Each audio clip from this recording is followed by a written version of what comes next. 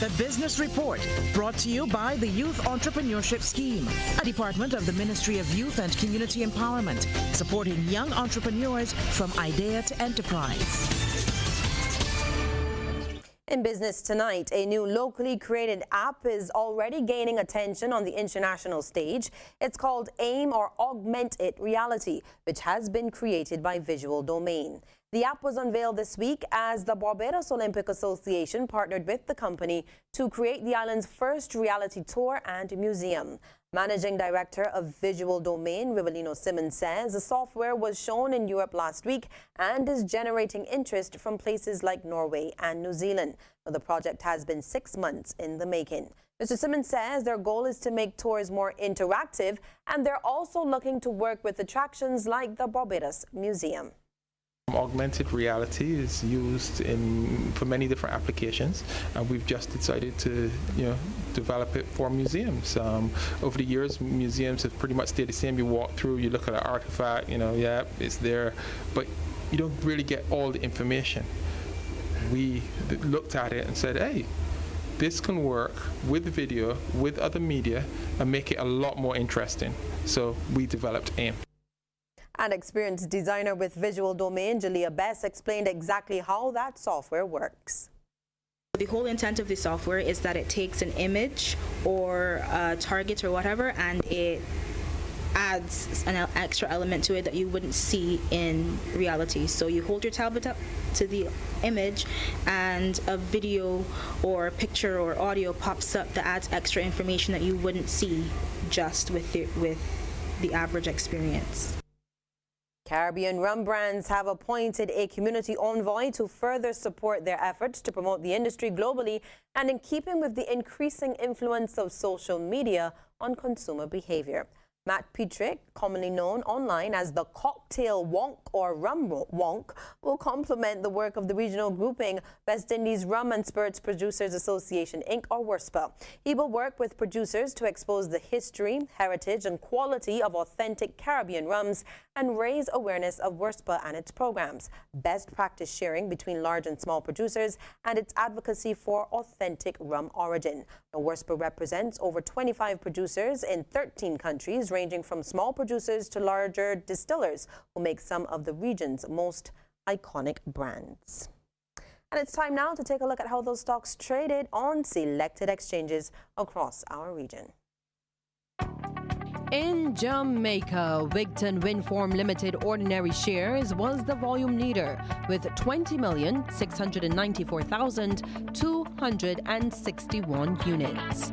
In Trinidad and Tobago, JMMB Group Limited was the volume leader with 87,836 shares changing hands, all for a value of $178,322.08. And here in Barbados, First Caribbean International Bank was the volume leader, trading 44,445 shares at a high of $2.90 each.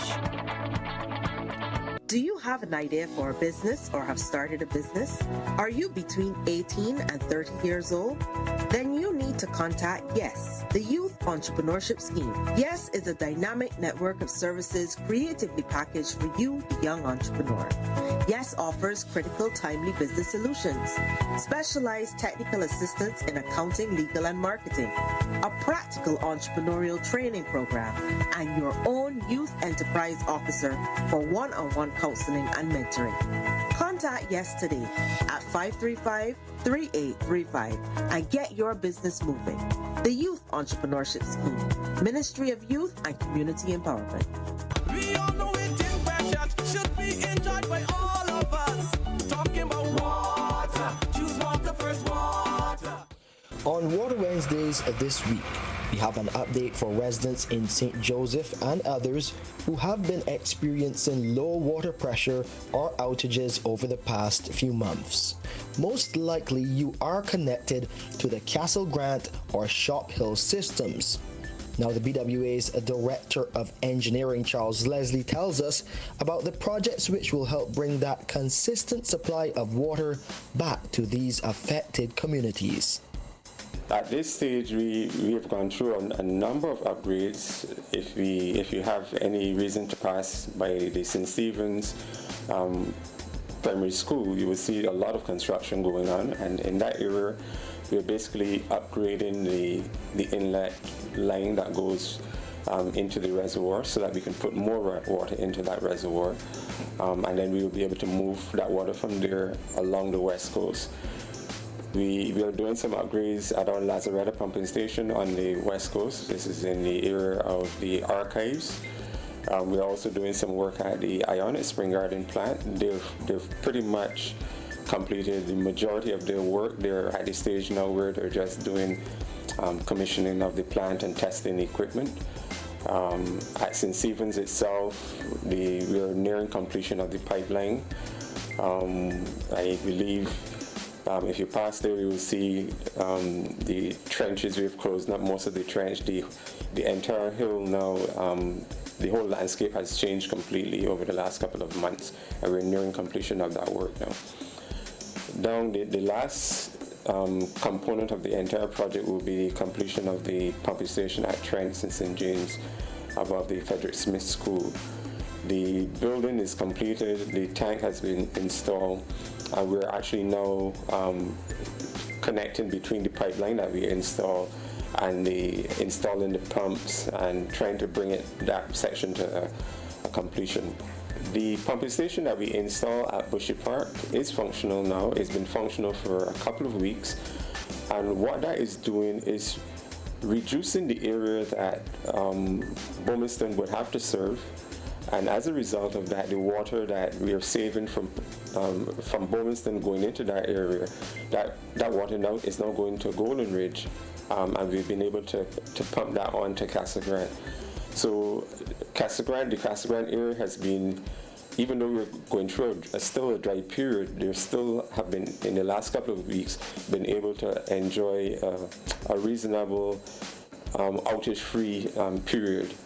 And that's because we are doing that juggling in that system. We're doing the nightly shutoffs, and as the opportunity arises, we are also taking some water from the Shop Hill system and pumping it into that area. So it has been working, but the timelines that the minister had given when he visited Bagatelle. When he visited Bagatelle at the beginning of June, he indicated that we were about 4 to 5 weeks away from the completion of the Ionic upgrades. We're still on target to do that completion.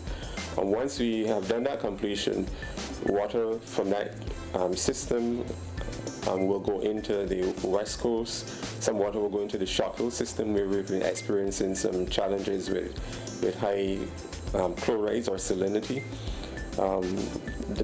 This new water will allow us then to be able to give the customers a better quality of water into those systems, and it will also allow us to be able to pump some of that water into the Casa Grande area.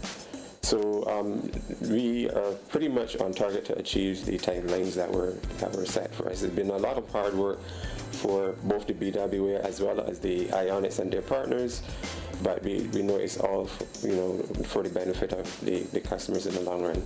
So by July, there should be some improvement in the water supply in St. Joseph and other rural communities in Barbados. To view this or a previous episode again, please visit our website, www.barbadoswaterauthority.com.